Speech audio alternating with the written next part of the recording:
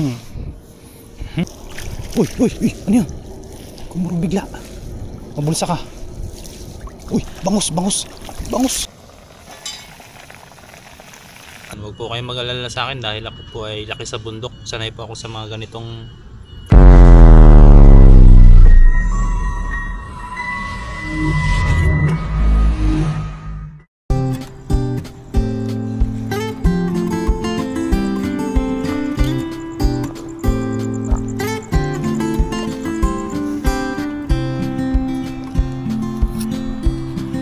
Ayun po, another day, another night.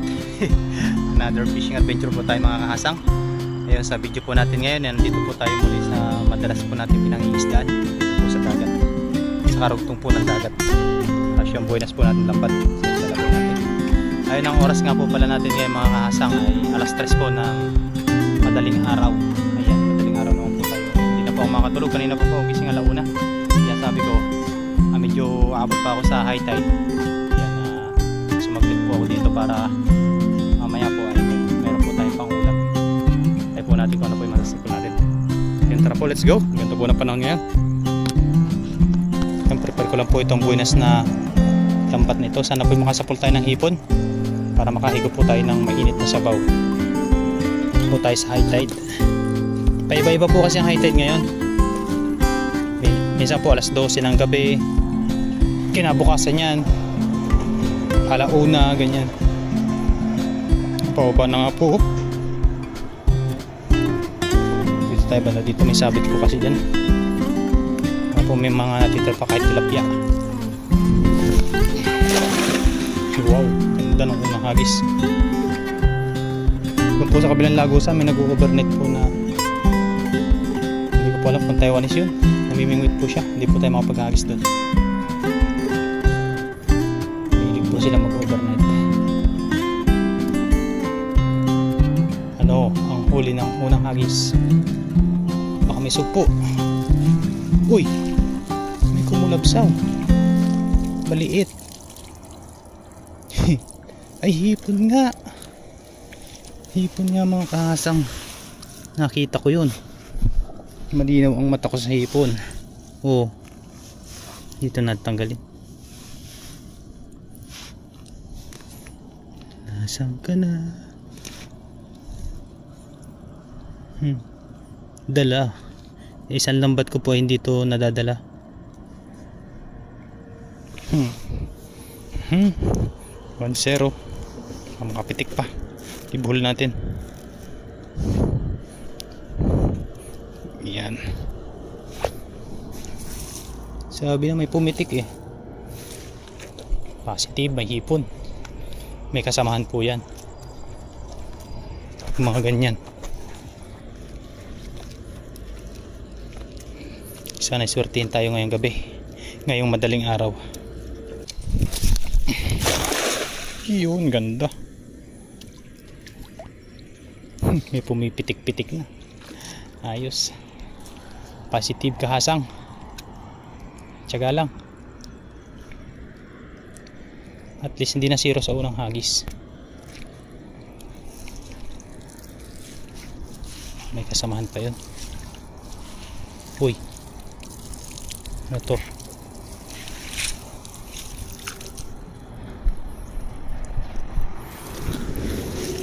Pinagbalatan.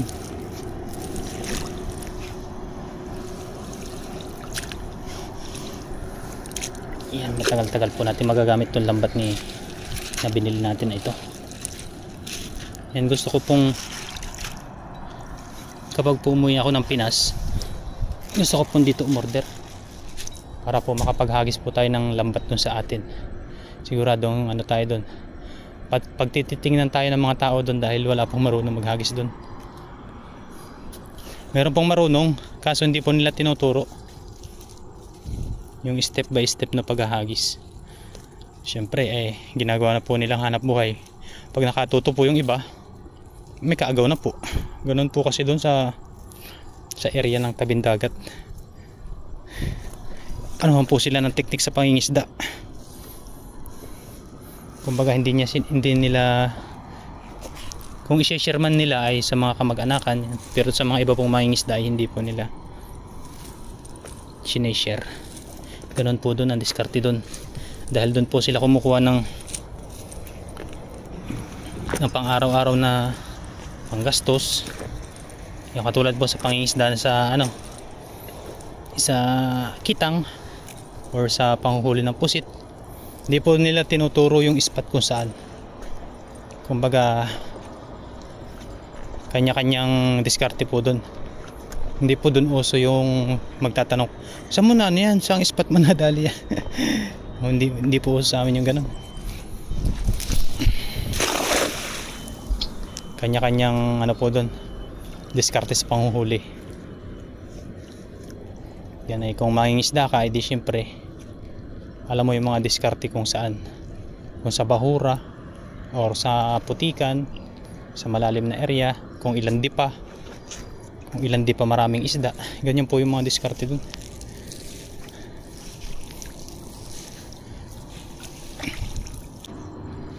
Yung mga map, yung mga tawag dun, yung mga application na ano, compass, yan, wala po. Nagbabase po sila ay dun sa, uy, meron yata to. Ano to? Kala ko hipon. Nagbabase po sila sa simoy ng hangin at saka ay sa mga marking sa langit. Uy, meron. Uy, malaki. Yan. Yung maliit na bangus. Tapos may tilapia pa. Ayos. Bangus oh. Marami yatang bangus paggabi. Diba?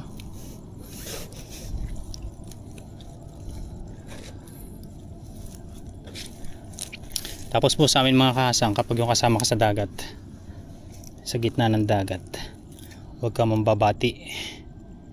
Huwag mong babatiin yung mga nakikita mo.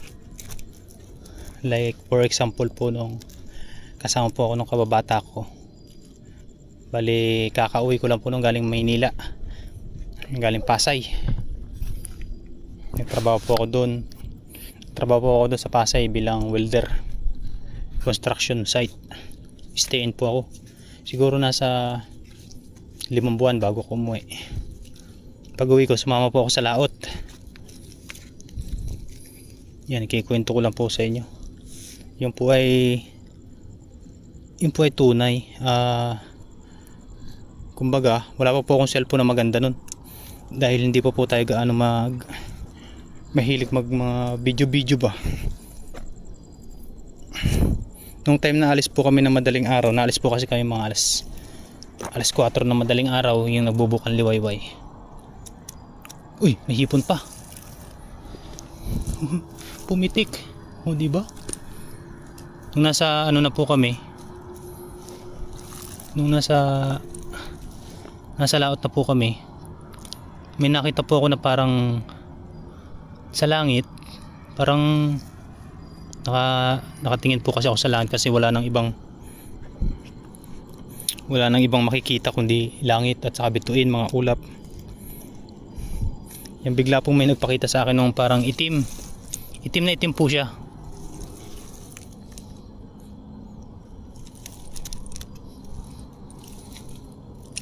Tapos may mga ilaw-ilaw po sa gilid. Sabi ko doon sa kababata ko, sayo, nakikita mo ba yung nakikita ko? Sabi lang sa akin ng kababata ko, yung pinsan ko, huwag mong batiin at baka abutan tayo ng lakas dito sa laot. Hindi ko na po binati, nakatitig lang ako. Utay-utay pong nawawala, nautlaw, nawala, parang ganun. Hindi naman po siya saranggola. Sa amin po kasi marami din nagsasaranggola. Sabi ko sa sarili ko, hindi naman saranggola yan, at may ilaw yan sa gilid.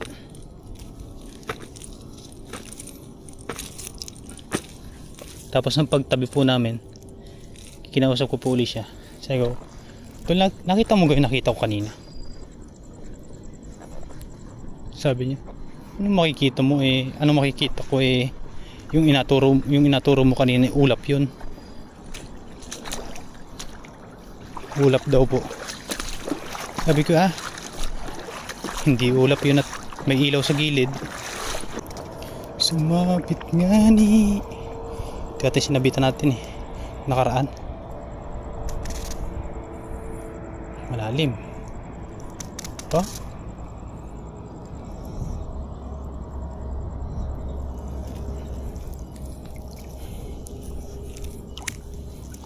Tanggal.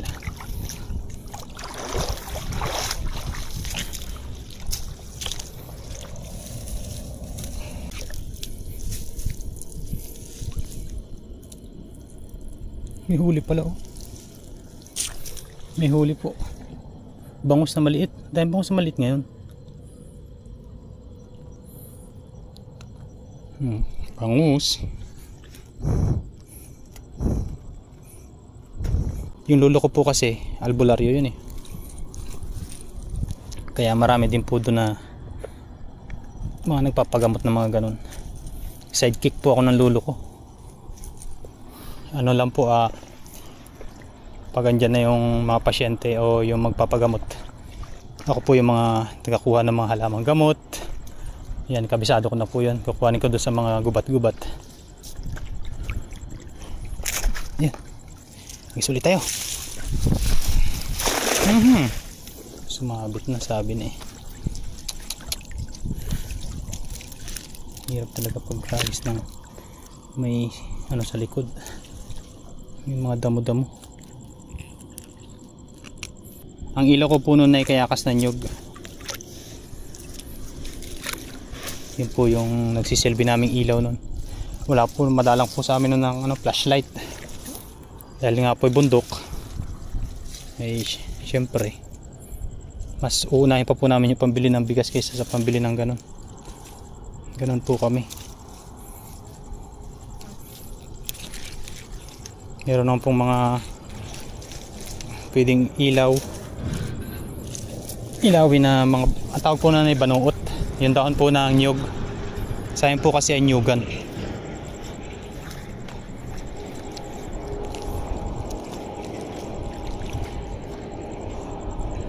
Tumigil ako doon sa area na yun, sa liblib na daan. Tapos po ang kalye po sa amin, yung po sa amin, sumabit na naman.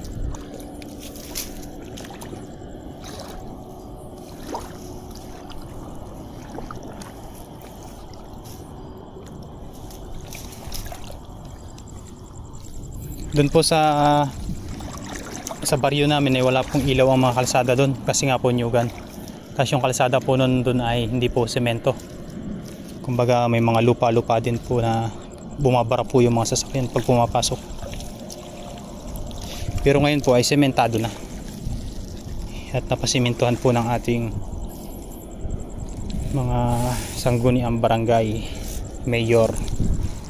Yan. Maganda na po doon sa amin ngayon. Hindi na po nakakapanlaw. Ultimo bundok siya pero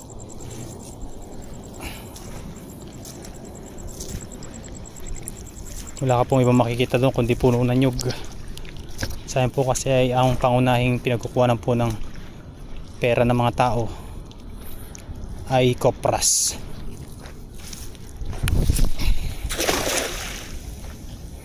Kaya po tayo ay medyo sanay sa hirap, sanay sa bundok, sanay mag-isa, sanay maghunting mag-isa katulad nito.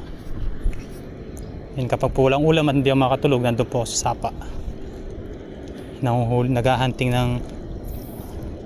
po ng Uy, ano yan?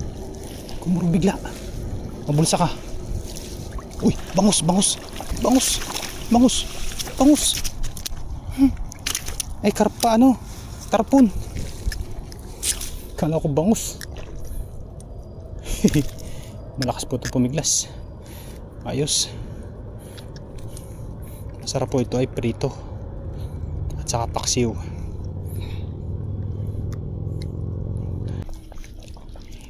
Nung una po kasi hindi ako nagbablog, talagang tahimik lang ako kahit nandito lang po ako, namimingwit lang po ako dito. Noong mga panahon na yun, 2023. Yan, nandito lang po ako. Ganito din po. Nag-iisa-isa lang din ako. Nung nalaman ko yung spot na to. Dito lang ako nun, katambay. Habang namimingwit, may mga nahuhuli naman po ako. Tapos marami na po diyang mga naghahagis ng dala. Ako naman po hindi marunong nito at wala pa po akong gaanong kakilala dito. Hindi ko po kilala yan, sila Katuto. Ayan. Kasi Kuya Bong, kauna-una ako po palang nakilala. Kuya Bong at saka si Bon TV. Yan din po yung nagdala dito sa akin sa spot. Mahilig po kasi mamingwit nun dati.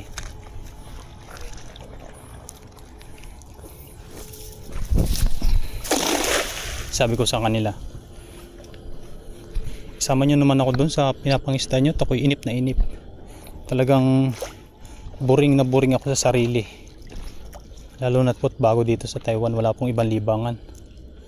Kapag rest day, hindi yun nung nagka-e-bike po ako, sinama ko dito.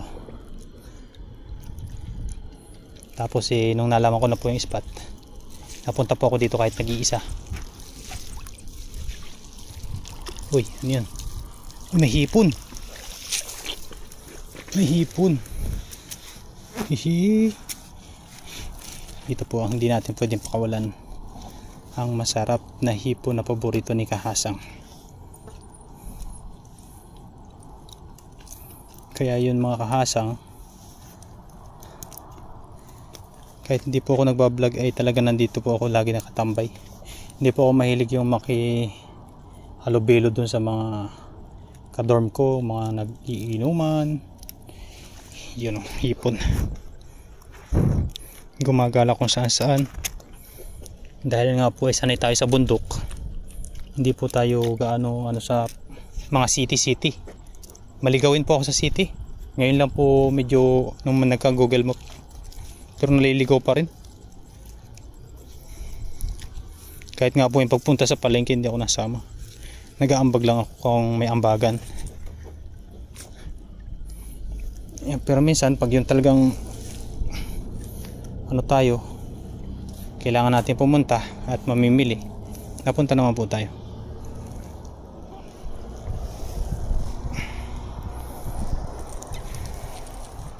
Alam yan nila Kuya Bong, ni Master Bon TV. Tapos marami po kaming spot na napuntahan, lagi ko po silang kasama.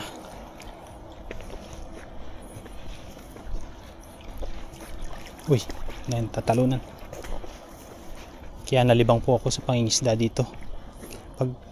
Pag awas po ng ng Biyernes, diretso na po ako dito noon. Uwi ko na po Sabado ng umaga. May huli man po o wala. Las hagis na siguro yan mga Kahasang. Mababa na po yung tubig. Meron na naman po tayong nahuli.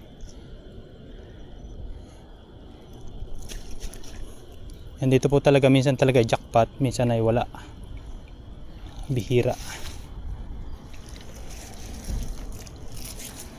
Kaya may huli pa kaya to?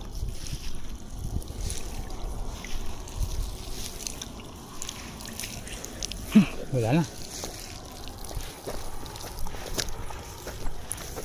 Okay na po yun. Mag-uumaga na rin. Tingnan natin, baka may nasapul pa tayong hipon.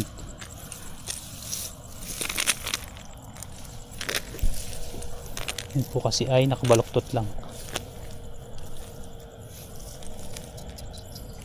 Wala. Ito yung ating mga nahuli ngayong gabi.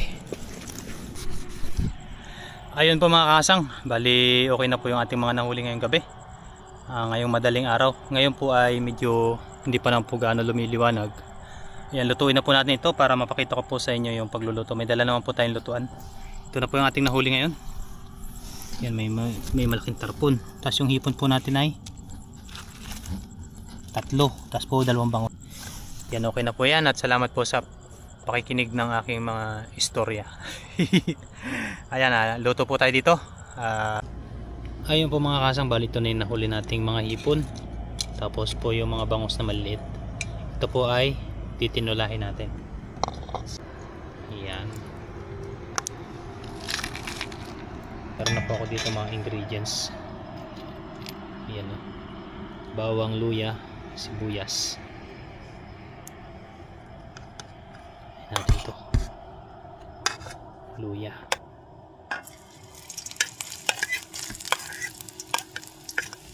Yan o. Na rin natin ito.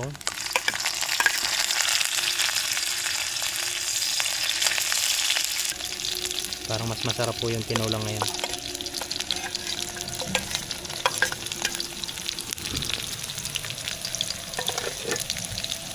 Yung hipon.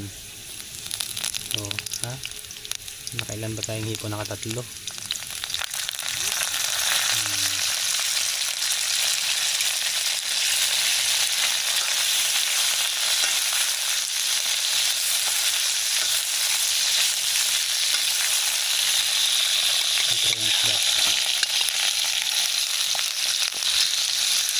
Ito natin lagyan ng tubig.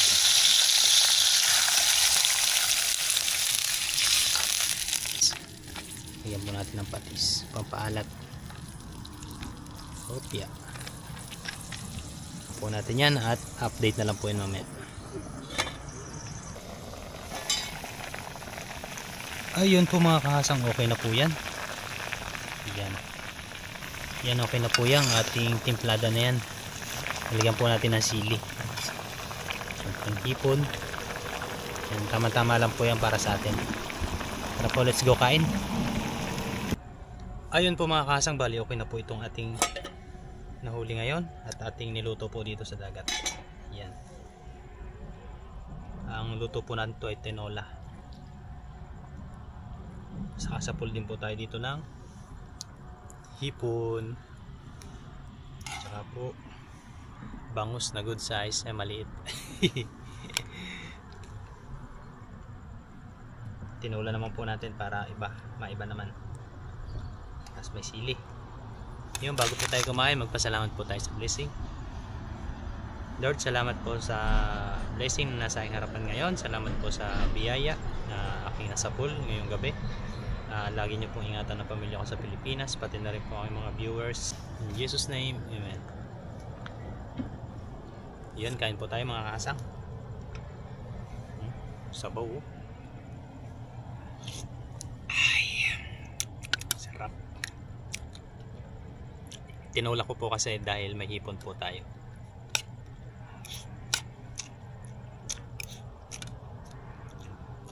Ayos. Hindi na po tayo nakabili ng gulay. Nalakuan po sana natin kahit anong gulay, talbos ng kamote o pechay.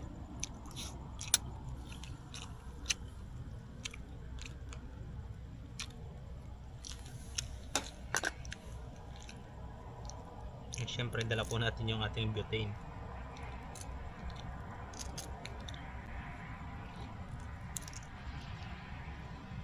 Yung blessing pa rin po kahit pa low tide na, nakasapul pa rin tayo. Yung tarpon po hindi po natin sinama. Masyadong ano po kasi yan, malansa at matinik. Masarap po yun ay pang paksiw. Yan.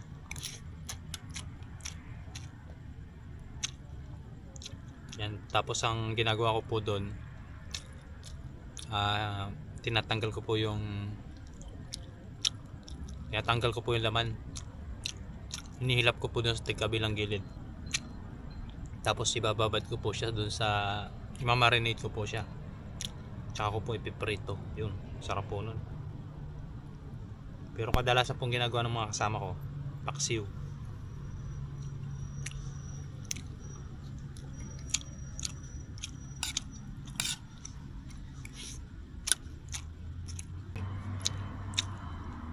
Pong hipon, no? Blessing, nakatatlo pa tayo.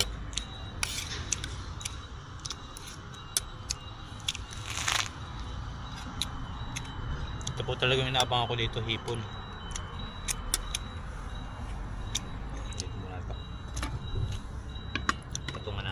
Pag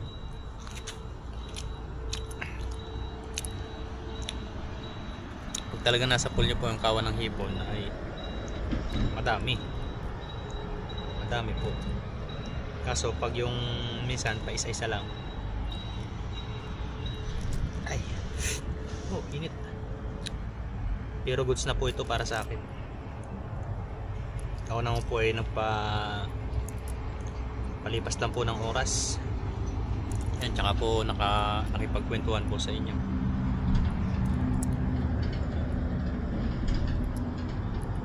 Ganyan po ako pag yung naiinip.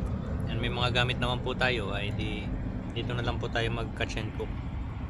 Sa umaga lang po ay dapat po ay may kasama. Na iilang po ako na mag-isa po na magluto dito kahit butane po. Kasi sa umaga po dito maraming tao. Maraming namimingwit, maraming namamasyal. Ayun, bukang liwayway na po yan. Hindi na po tayo maghahagis. Uwi na po tayo. Siguro babalik po tayo dito mamaya. Mamayang ang high tide po kasi ulit ay 1:00 ng tanghali. Try po natin kung hindi po mag-overheat yung ating battery. Kaya pagkakain po natin, uwi na rin po tayo agad. Ayos yung paborito kong hipon na pinagbigyan tayo. Uy. Yung daga.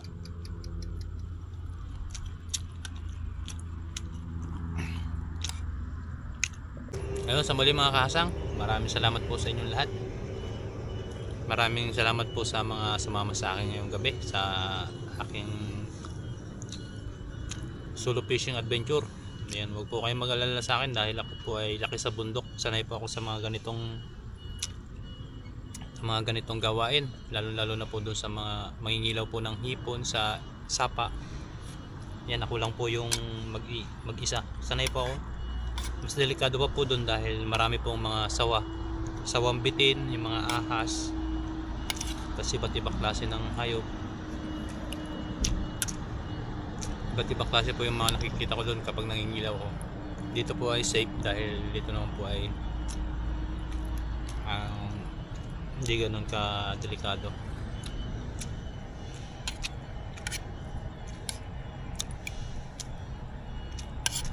Ay, sa muli mga kasang, hanggang dito lang yung video natin for today.